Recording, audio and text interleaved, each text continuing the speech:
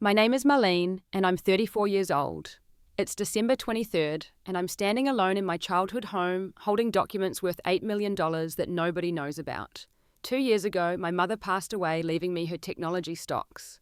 Yesterday, my father looked me straight in the eye and said the best Christmas gift would be if I disappeared. So that's exactly what I did, taking every single share my mother left me. Before I share what happened next and how their faces froze when they saw the news, I'd love to know where you're watching from this holiday season. Please hit that like button and subscribe if you've ever felt invisible in your own family. Trust me, this story about inheritance betrayal and sweet justice is one you won't want to miss. Growing up in suburban Connecticut, I thought I had the perfect childhood. My mother, Grace, was extraordinary, a software engineer at IBM during the 1980s when barely any women worked in technology. She would come home from long days debugging code, still excited to teach me about computers and mathematics. We'd sit together at our kitchen table, her patient voice guiding me through algebra problems while cookies baked in the oven. My father, Richard, worked as a car salesman at the local dealership. He was charming with customers, always quick with a joke or compliment. But at home, I noticed how his jaw would tighten when Mother talked about her work. He'd make little comments about her spending too much time with her computers, not enough time making the house look nice. Mother would just smile and continue typing her code, but I saw how her fingers would pause for just a moment after each of his remarks. What I didn't know until much later was that Mother was quietly investing her salary into technology stocks throughout the 90s. While other families were buying boats or vacation homes, she was purchasing shares of Apple when everyone thought they were finished. She bought Microsoft when people said software was overvalued. She accumulated Amazon stock when folks laughed at the idea of buying books online. Every bonus, every raise she carefully invested, never telling Father the full extent of her portfolio. Our Christmas traditions were magical. Mother would hang her grandmother's crystal angel on top of the tree, the one that caught light and scattered rainbows across our living room walls. She'd bake 7 different types of cookies using recipes passed down from her Polish grandmother. While we decorated, she'd tell me stories about women in technology who changed the world, names like Grace Hopper and Hedy Lamarr. Father would usually watch football in the other room, occasionally coming in to grab a cookie and complain about the mess we were making. When I turned 32, Mother started getting tired more easily. The doctors found pancreatic cancer, already stage 3. Those last months were a blur of hospital visits and home hospice care. Father seemed inconvenienced by her illness, often leaving me alone with her while he went to work or met friends for drinks. 3 days before she died, when we were alone, Mother grabbed my hand with surprising strength. She whispered that there were documents hidden in the attic behind the Christmas decoration boxes. She made me promise to get them when the time was right. She said she'd made sure I would be okay, that I wouldn't need anyone's approval or permission to live my life. I thought she was talking about life insurance, maybe $50,000 or something. I held her hand and promised, not understanding that she was giving me freedom I didn't even know I needed. The morning Mother died, Father cried for exactly 10 minutes. By afternoon, he was on the phone with someone, his voice lighter than I'd heard in years. 3 months after we buried Mother, he introduced me to Patricia, a bottle-blonde real estate agent who wore too much perfume and laughed too loud at his jokes. She moved into our family home 6 months after Mother's death, bringing her 2 adult children with her. Todd was 36, unemployed, and called himself an entrepreneur despite never actually starting anything. He immediately claimed my childhood bedroom for his music studio, though I never heard him play a single instrument. His equipment just collected dust, while he spent days playing video games and nights drinking Father's whiskey. Brittany was 31 and treated our family home like her personal shopping warehouse. She'd order packages daily, leaving boxes piled in the entryway. She worked part-time at a makeup counter, but spent money like she ran the company. Within weeks, she was wearing Mother's jewelry pieces Father gave her, without even asking me if I wanted anything to remember my mother by. I watched Patricia systematically erase every trace of Mother from the house. The kitchen curtains Mother had sewn were replaced with expensive blinds. Her garden was paved over for a hot tub none of them used.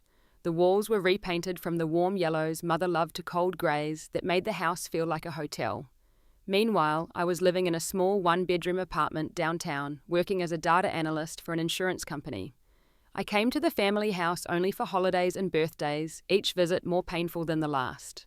They'd make plans in front of me for vacations. I wasn't invited to discuss family decisions I had no part in. I became a ghost in my own childhood home, invisible unless they needed someone to blame for something. The new family dynamic was established quickly and cruelly. Patricia ruled the house with passive-aggressive comments and theatrical sighs whenever I visited. She'd reorganized everything, moving Mother's china to the basement and replacing it with her own gaudy gold-trimmed set. The first time I tried to use Mother's coffee mug, Patricia snatched it from my hands, saying she was saving the good stuff for special occasions. I never saw that mug again. Family dinners became performances where I played the unwanted guest. Patricia would cook elaborate meals, always making sure to mention how Richard preferred her cooking to anything he'd eaten in years.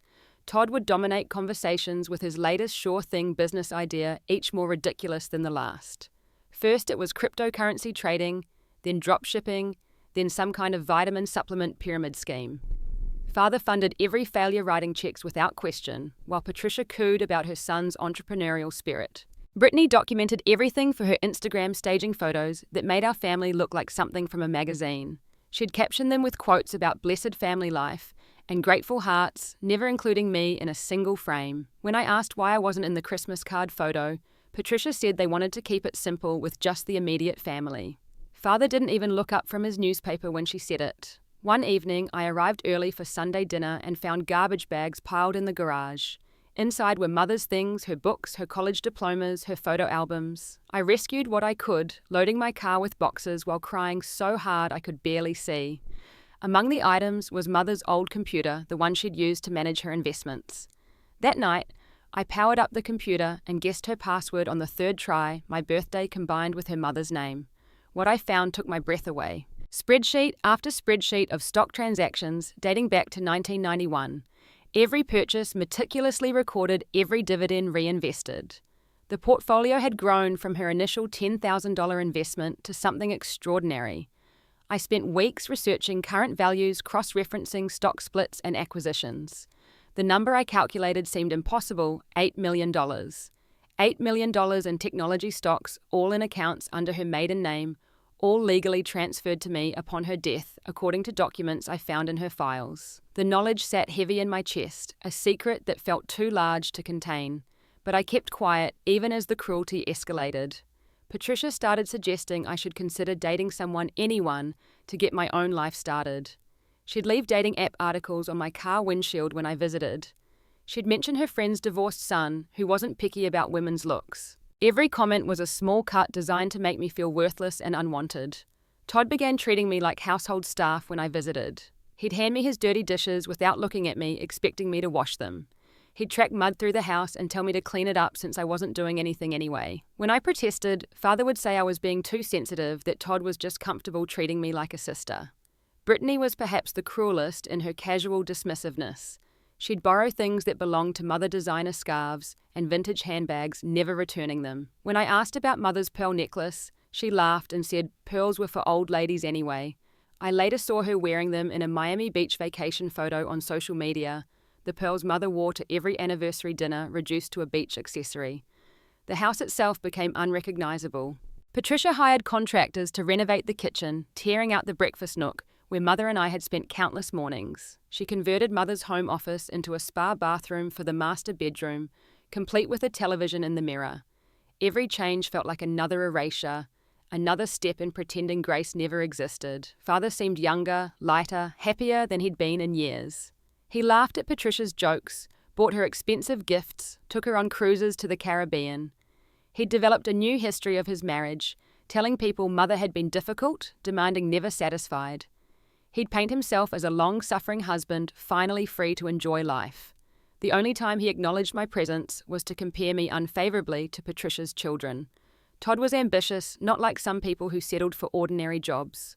Brittany was vivacious and fun, not like people who moped around living in the past. The comparisons were constant, and cutting each one designed to make me smaller. I started limiting my visits, coming only when absolutely necessary. But even my absence was wrong. Patricia would call to complain I was selfish for not helping with holiday preparations. Father would text that I was disappointing him by not being part of the family. They wanted me there to witness their happiness, to serve as an audience for their perfect new life, but not to actually participate in it. The attic became my secret sanctuary during visits.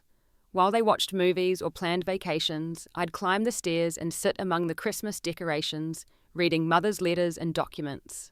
She'd written me dozens of letters dated for different occasions. My 35th birthday, my wedding day, if it came, the day I had children, if I chose to. Each one filled with love and encouragement, reminding me I was valuable and deserving of respect. December 21st arrived with fresh snow and painful memories. I drove to the house early, determined to help with Christmas preparations, despite everything. Maybe this year would be different. Maybe the holiday spirit would soften their hearts. I parked behind Todd's BMW, the one Father had co-signed for, and carried in bags of groceries I'd bought to make Mother's traditional Christmas Eve dinner. The house was decorated extensively, every surface covered in gold and silver decorations that must have cost thousands. But something was wrong. The tree, a massive Fraser fir that dominated the living room, was topped with a gaudy golden star, not Mother's crystal angel. I stood there, grocery bags cutting into my fingers, staring at that star like it was a declaration of war. Patricia emerged from the kitchen, her face perfectly made up despite the early hour. She looked at my grocery bags with undisguised annoyance. She informed me she'd already ordered catering from the country club, that nobody wanted my depressing attempts at recreating the past. When I mentioned Mother's recipes, she actually laughed, saying Richard had specifically asked her not to let me make everyone sad with my constant dwelling on ancient history. I found Mother's recipe box in the garbage stuffed between coffee grounds and yesterday's takeout containers. Her handwritten cards, stained with vanilla extract and flour from decades of use, were covered in grease and food waste. I pulled them out, my hands shaking with rage, and confronted Patricia in front of everyone. She didn't even pretend to be embarrassed. She said they were decluttering, making space for things that actually mattered. Father, sitting in his recliner with a beer at 10 in the morning, told me to stop making a scene. Todd, sprawled on the couch playing video games on the 70-inch television they'd bought last month, didn't even look up. Brittany was FaceTiming someone, complaining loudly about the drama ruining her morning. I spent the rest of the day alone in the kitchen, cooking dishes no one would eat. I made Mother's polished cookies, her special stuffing, her cranberry sauce, with orange zest and cinnamon. The familiar rhythms of chopping and stirring calmed my nerves, but I could hear them in the other room planning their Aspen trip for after Christmas. No one thought to invite me. No one even pretended to consider it. That evening, while washing dishes they'd left piled in the sink, I overheard Patricia telling Father about her plans to sell the house. The market was perfect, she said, and they could use the money for Todd's newest venture, some kind of fitness app that would revolutionize exercise. Father agreed immediately, saying the house was too big anyway, too full of memories. My childhood home, the place where Mother taught me to read, where we baked cookies every Sunday, where she died holding my hand, reduced to a real estate opportunity. I dropped the plate I was washing. It shattered on the tile floor Patricia had installed over Mother's hardwood. She rushed in, more concerned about her floor than whether I'd cut myself. She screamed about my clumsiness, my inability to do anything right, how I was just like my mother, always breaking things and expecting others to clean up the mess. That night, I couldn't sleep in the guest room that used to be Mother's sewing room. The walls were bare where her quilts had hung. The shelves that held her fabric were filled with Patricia's designer handbags. I crept downstairs at midnight and found more of my childhood photos removed from the walls, replaced with pictures of Patricia's family at various resorts and restaurants. In the bathroom, I cried until I couldn't breathe. I remembered Mother's last words about being strong, about knowing my worth, about not needing anyone's permission to live. But how could I be strong when my own father had chosen these strangers over me? How could I know my worth when everyone in my life told me I was worthless? December 22nd started with Patricia banging on my door at 6 a.m, telling me to move my car because the catering truck needed the driveway. I hadn't even had coffee, but I obediently went outside in my pajamas and winter coat to repark on the street. When I came back in, Todd had taken my coffee mug, the last one of Mother's I'd managed to save, and was using it as an ashtray on the back porch. The morning dissolved into chaos as Patricia orchestrated preparations for their Christmas party, an event I hadn't been told about. Apparently, they'd invited 50 people for cocktails that evening. She handed me a list of tasks: vacuum the stairs, clean the powder room, polish the silverware that had been my grandmother's. I was to be the help invisible during the actual party. I worked silently, each task another small humiliation. Brittany watched me clean while she got her nails done by a mobile technician in the living room. She commented to the technician that some people just didn't have any ambition, content to be worker bees their whole lives. The technician looked uncomfortable, but Brittany didn't notice or didn't care. By afternoon, I was exhausted and filthy while they were showered and dressed in cocktail attire. Patricia informed me I could stay in the kitchen during the party to help the catering staff if I wanted to feel useful. Otherwise, I should probably go home, since I clearly hadn't brought appropriate clothes. The dismissal was so casual, so complete, that it took my breath away. The party was in full swing by 7 o'clock. I could hear laughter and music from the kitchen, where I was indeed helping the catering staff, who at least treated me with basic human kindness. They shared knowing looks when Patricia swept in to criticize the canapé presentation or demand more champagne. One of them, a young woman named Maria, squeezed my shoulder sympathetically when Patricia referred to me as the help. Around 9, I ventured into the living room to collect empty glasses. The conversation stopped when I entered 50 pairs of eyes, turning to look at me in my stained sweater and old jeans. Patricia laughed brightly, explaining to her guests that I was Richard's daughter from his first marriage, always so helpful, even though I wasn't much for parties. The dismissal was masterful, painting me as both pitiable and voluntary in my exclusion. I retreated to the kitchen, my face burning with humiliation. Through the serving window, I watched Father hold court, telling stories about his successful business and his wonderful new family. He never mentioned Mother. He never mentioned me except as an afterthought, a loose end from his previous life that hadn't quite been tied up yet. After the guests left, I found myself alone in the living room with the 4 of them. They were drunk on champagne and their own perceived success. Patricia's face was flushed as she giggled about how well the party had gone. Todd was counting money he'd somehow extracted from guests for his fitness app idea. Brittany was already posting photos, filtering them to death until everyone looked like mannequins. I made the mistake of sitting down on the couch, hoping to feel included for just a moment. The conversation immediately died. Patricia looked at Father meaningfully. He cleared his throat, setting down his whiskey with the deliberate motion of someone about to make a speech. What came out of his mouth destroyed what was left of my heart. He said I made everyone uncomfortable, that I was always moping around, bringing up the past, making everyone feel guilty for being happy. He said Patricia and her kids were his real family, now that they understood how to enjoy life, how to move forward instead of living in some shrine to someone who was gone. And then he said it. The words that changed everything. Looking directly at me, with eyes that held no warmth, no recognition of the daughter who'd loved him for 34 years, he said the best Christmas gift I could give him would be if I just disappeared. If I stopped coming around, stopped making everyone feel bad, stopped reminding him of obligations he no longer wanted. The room was silent. Even Patricia looked shocked, though she recovered quickly, reaching over to pat his hand supportively. Todd smirked, the expression of someone watching a rival finally get what they deserved. Brittany had her phone out, and I realized with horror that she was recording, probably for some cruel TikTok about family drama. I stood up slowly, my legs shaking but my voice steady. I said, "Okay, Dad, Merry Christmas." Then I walked upstairs, each step measured and deliberate. In the guest room, I grabbed my overnight bag, then climbed the narrow stairs to the attic. Behind the Christmas decorations, exactly where Mother had said they would be, were 3 boxes of documents I'd never fully examined. I loaded everything into my bag and 3 empty boxes I found. The stock certificates, the will, the letters, the bank statements, everything. But there was more. In the last box I found photographs and receipts, evidence of Father's affair with Patricia dating back 5 years, when Mother was first getting sick. Hotel receipts, restaurant bills, even a birthday card, signed with love from Patricia, dated 6 months before Mother died. The betrayal was so complete, so calculated, that I actually laughed. It was a sound I didn't recognize, bitter and sharp. Mother had known. She'd kept the evidence, maybe as insurance, maybe just as proof that she wasn't imagining things. And she'd made sure I would find it when I needed to understand the truth. I packed everything into my car at 2 a.m, making multiple trips while they slept off their champagne. I took only what was mine. Mother's documents, a few photo albums they hadn't thrown away her jewelry box I found hidden in the basement, and the crystal angel from the attic. Nothing they would miss, nothing they valued. Before I left, I stood in the doorway of what had been my parents' room, now transformed into Patricia's pink and gold palace. Father was snoring Patricia beside him, wearing an eye mask that probably cost more than my monthly groceries. They looked peaceful, content, unburdened by conscience or memory. I left my house key on the kitchen counter with no note.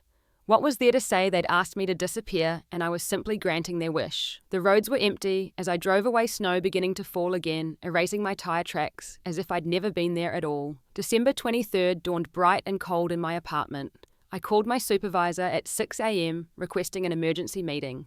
By 7, I was in his office explaining I needed an immediate leave of absence for family emergency. He was kind, concerned, offering whatever support the company could provide. I promised to let him know my plans after the new year, though I already knew I would never return. By 8:30, I was at the offices of Fitzgerald and Associates, the investment firm Mother had used. I'd made an appointment weeks earlier, planning to ask questions after the holidays. Instead, I walked in with 3 boxes of documents and a request to understand exactly what I had.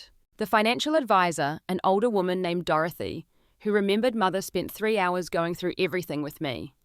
Her eyes widened as she calculated current values, double-checking her numbers twice. $8.3 million. The technology stocks Mother had bought for pennies were worth $8.3 million, all legally mine, according to the will and transfer documents Mother had filed 2 years before her death. Dorothy helped me set up the liquidation of enough stocks to give me immediate access to $2 million. The rest we put into a diversified portfolio that would continue growing. She also recommended an estate attorney to review all the documents and ensure Father had no legal claim to any of it. The attorney contacted that afternoon, confirmed what Mother had somehow known I'd need. Everything was ironclad, untouchable mine. I booked a flight to Seattle for 4 p.m. Mother had always loved Seattle, talking about the mountains and the water, the coffee culture, and the rain that made everything green. She'd wanted to move there after retirement, before the cancer made all plans irrelevant. It seemed like the right place to disappear to a city where no one knew me, where I could become whoever I wanted to be. The movers I hired cleared out my apartment in 2 hours, putting everything in storage until I could find a new place. I kept only 2 suitcases of clothes and personal items. Everything else from my old life could wait until I figured out my new one.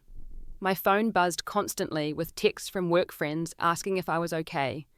I sent a group message saying I was dealing with a family situation and would be out of touch for a while. Then I changed my phone number, got a new email address, and deactivated all my social media accounts.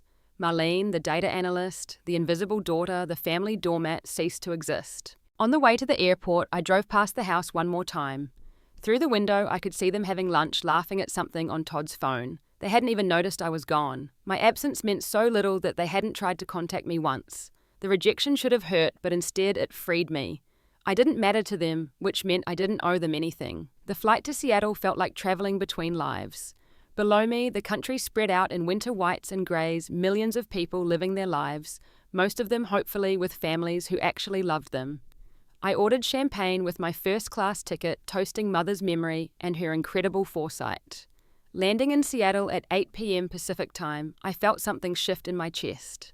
The air was different here, salt and pine and possibility. I took a taxi to the Fairmont Olympic Hotel downtown, checking in with my new credit card that had no connection to my old life. The suite overlooked Puget Sound lights, twinkling on the water like scattered stars.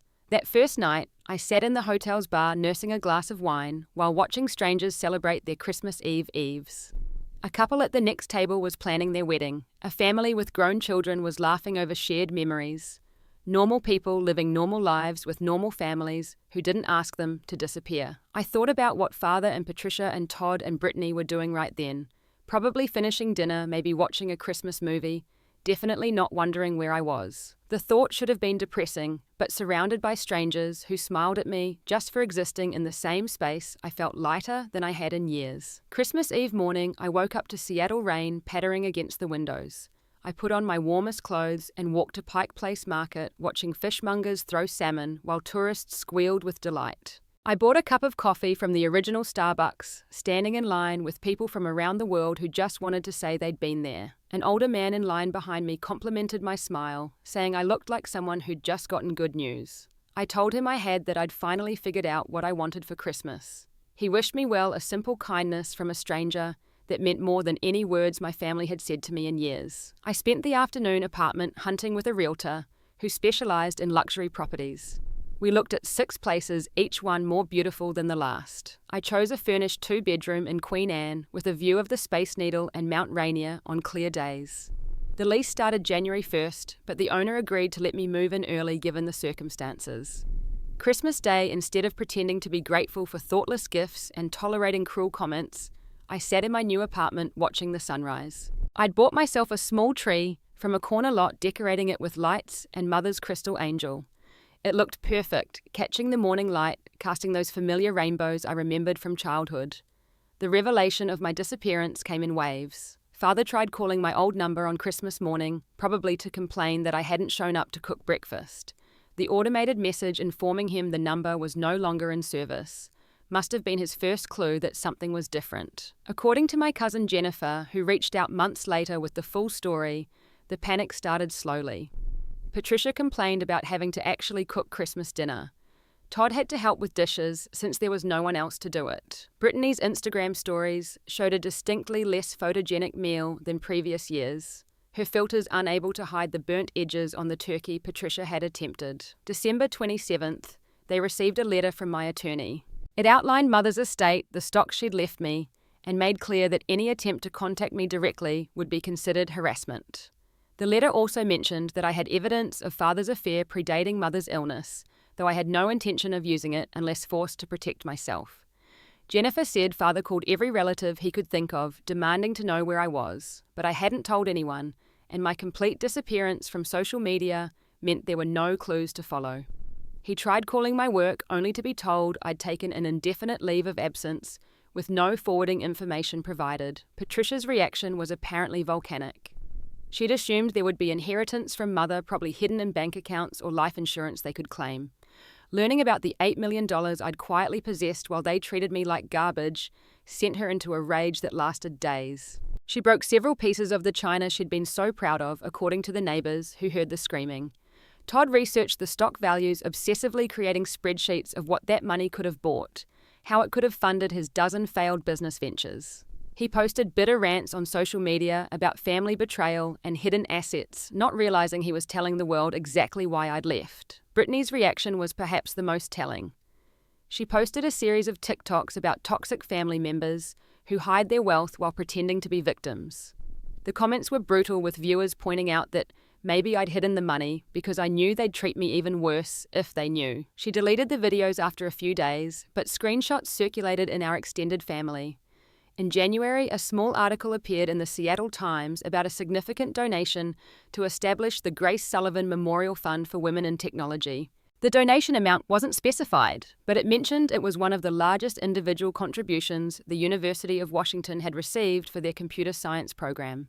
Father saw it when a colleague forwarded the article, noting the unusual coincidence of the name. That's when he knew for certain I was gone for good. Not just physically absent, but completely removed from their lives. I'd taken Mother's maiden name for the memorial, erasing even the connection of Father's surname. The photograph accompanying the article showed the back of a woman at the donation ceremony, brown hair like mine, but unidentifiable. It could have been anyone, but he knew it was me. Patricia pushed for Father to hire a private investigator to contest the will to do something to get what she called their rightful share. But the attorney's response was swift and decisive. Mother's will was ironclad. The stocks had been legally transferred before her death. There was no community property claim since they'd been purchased with Mother's separate earnings and kept in accounts under her maiden name. The family started fracturing by February. Without my presence as the common enemy, they turned on each other. Patricia blamed Father for not knowing about the stocks. Father blamed Patricia for driving me away. Todd blamed everyone for ruining his chances at startup funding. Brittany moved out tired of the constant fighting and lack of money for her lifestyle. By March, Jennifer told me Father had aged 10 years. The house was on the market, Patricia having convinced him to downsize, since Todd's fitness app had predictably failed and they needed money. The cruel irony was that if they'd treated me with basic human kindness, I might have shared some of the wealth. But their cruelty had freed me from any obligation to care about their struggles. I spent those first months in Seattle building a new life with deliberate care. I joined a hiking group that met every Saturday, rain or shine. The first time I climbed Rattlesnake Ledge, standing at the top, looking over the valley below, I cried for the woman Mother never got to become, the adventures she never got to have. I found a therapist who specialized in family trauma and narcissistic abuse. Week by week, she helped me understand that Father's cruelty wasn't about me. It was about his own insecurity, his jealousy of Mother's success, his need to erase her, to avoid confronting his own failures. Patricia and her children were just tools to help him rewrite history. The therapy was hard, forcing me to confront years of minimizing my own pain. I'd been trained to believe I was too sensitive, too difficult, too much like Mother. But Mother had been brilliant, kind, strategic, and loving. Being like her was a gift, not a flaw. She'd known exactly who Father was and had planned accordingly, making sure I'd have the resources to escape when I was ready. Spring in Seattle was magnificent cherry blossoms exploding across the city in pink and white clouds. I enrolled in photography classes, something I'd always wanted to try, but never had time for while managing family obligations. My instructor said I had a natural eye for composition, for finding beauty in unexpected places.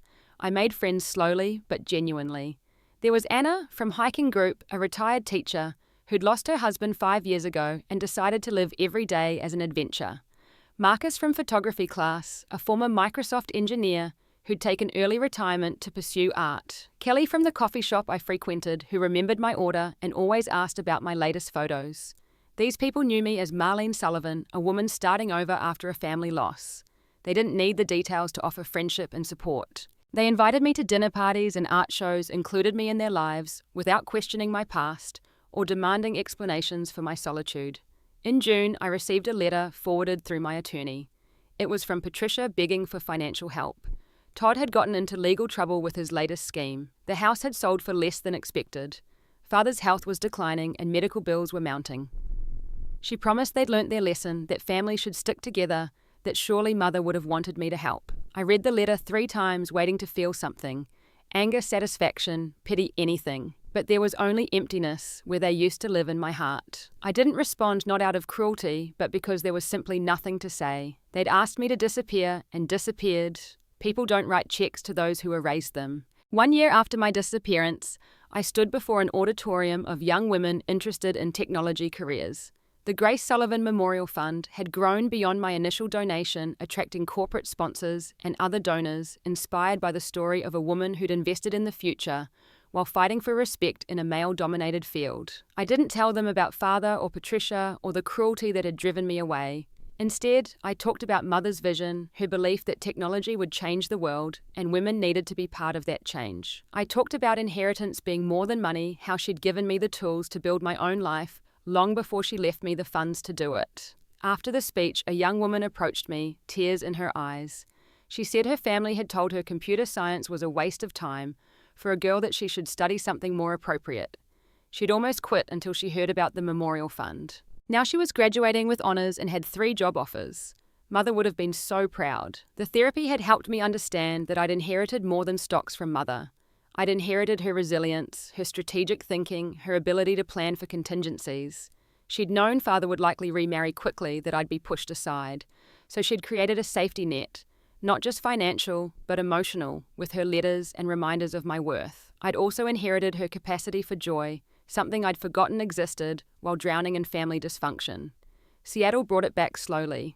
The way morning light hit the water, the smell of coffee and rain, the feeling of accomplishment after a difficult hike.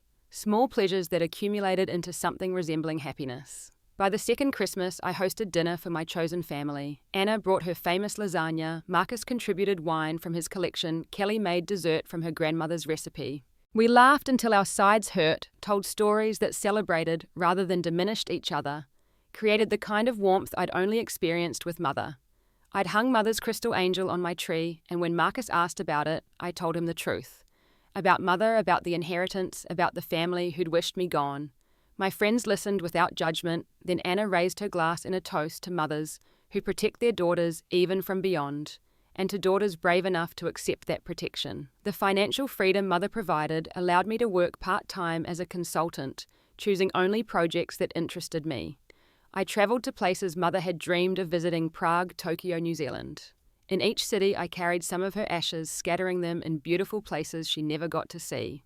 I also started writing something Mother had encouraged, but Father had mocked as impractical. First, just journal entries, then essays about grief and recovery, eventually a blog about starting over that resonated with thousands of readers who'd also been asked to disappear by people who should have loved them.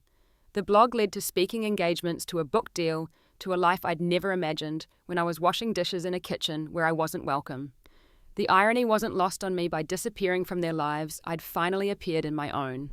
The invisibility they'd forced on me had become the foundation for a visibility I chose. 2 years after Christmas Eve disappearance, I ran into Father's cousin at a grocery store in Seattle. She was visiting for a wedding and recognized me. Despite my changed appearance, I was healthier, happier, standing straighter. She told me Father and Patricia had divorced. The money problems and mutual blame had destroyed whatever shallow connection they'd had. Todd had moved back in with Patricia in a small apartment, still chasing schemes with no funding. Brittany had married someone she'd known for 3 months and was already posting about divorce on social media. Father was living alone in a retirement community, his health too poor to maintain a house. She asked if I felt guilty. The question surprised me with its directness. I thought about it seriously before answering. No, I didn't feel guilty. I felt sad for the father I'd wished I'd had the family that could have been. But guilt, no. They'd made their choices every day for years, choosing cruelty over kindness, choosing to erase mother and me. I gave father's cousin my attorney's contact information, saying if there was ever a genuine medical emergency, they could reach out through proper channels. But I made it clear I would not be returning, not for holidays or funerals or deathbed reconciliations. Some bridges once burned provide better warmth as ashes than they ever did as connections. The conversation reminded me to update my will. The Grace Sullivan Memorial Fund would receive the bulk of my estate, ensuring Mother's vision would outlive us both. I also set aside funds for Maria, the catering server, who'd shown me kindness that horrible Christmas Eve. I'd tracked her down, learned she was putting herself through nursing school, and had been anonymously paying her tuition. This Christmas Eve, 3 years after disappearing, I stood in my apartment watching snow fall over Seattle. The Space Needle was lit up in green and red, tourists below taking photos despite the cold. My phone buzzed with messages from friends, real friends who valued my presence rather than resenting it. Anna was bringing her new boyfriend to dinner tomorrow. Marcus had framed one of my photographs as a gift. Kelly had texted that she'd made extra cookies because she knew they were my favorite. Small gestures that added up to belonging, to being seen and appreciated for exactly who I was. Mother's angel caught the light from the tree, casting rainbows across my living room wall just like it had in childhood. But now those rainbows felt like possibilities rather than memories. Each color a different path I could take. Each refraction a reminder that light, like lives, can be transformed by perspective. I thought about Father's words that Christmas Eve, his wish for me to disappear. At the time, they'd felt like a death sentence, the final erasure of my existence from the family narrative. But now I understood them as an inadvertent gift, the push I'd needed to stop trying to earn love from people incapable of giving it. Sometimes the best gift you give yourself is absence. Not as punishment or revenge, but as protection and self-respect. By removing myself from those who couldn't see my worth, I'd created space for people who could. By honoring Mother's preparation and foresight, I'd built the life she'd dreamed of having. The money had made it easier, certainly. $8 million buys a lot of freedom and choice. But the real inheritance was the knowledge that I deserved better, the strength to claim it, and the wisdom to understand that family isn't about blood or obligation. It's about choice, mutual respect, and the decision to see each other clearly and love what you see. My phone buzzed with one more text. It was from Jennifer, Father's cousin's daughter, wishing me Merry Christmas and thanking me for inspiring her to leave her own toxic situation. She'd moved to Portland, started her own business, was engaged to someone who treated her like gold. We'd never been close growing up, but my disappearance had shown her that leaving was possible. That's when I realized the ripples of my choice had spread beyond my own life. By refusing to accept treatment that diminished me, I'd given others permission to do the same. Mother's legacy wasn't just the stocks or the money. It was the demonstration that women could protect themselves and each other across generations, leaving maps for escape hidden in attics and hearts. Thanks, Dad, I thought, raising my wine glass to the snowy night. Thanks for giving me the gift of clarity that Christmas. Your wish for me to disappear was the push I needed to finally appear in my own life. I disappeared from yours and appeared in mine, taking with me everything Mother had saved for this exact moment. The faces you made when you discovered the stocks, when you realized I'd been sitting on millions while you treated me like garbage, when you understood that Mother had orchestrated her final protection from beyond the grave, those frozen expressions of shock were their own kind of Christmas gift. But the real gift was simpler. The knowledge that I'd never have to see those faces again. Tomorrow would be Christmas, and I would celebrate with people who wanted me there. I would cook Mother's recipes for friends who would appreciate them. I would laugh without watching for the moment it became too much. I would exist fully, completely, visibly in my own life. And somewhere in Connecticut, in a retirement home or a small apartment or wherever they'd ended up, they would have to face another Christmas with the consequences of their choices. Not my absence, which they'd requested, but the understanding that they'd driven away someone who might have loved them if only they'd allowed it. But that was their story now, not mine.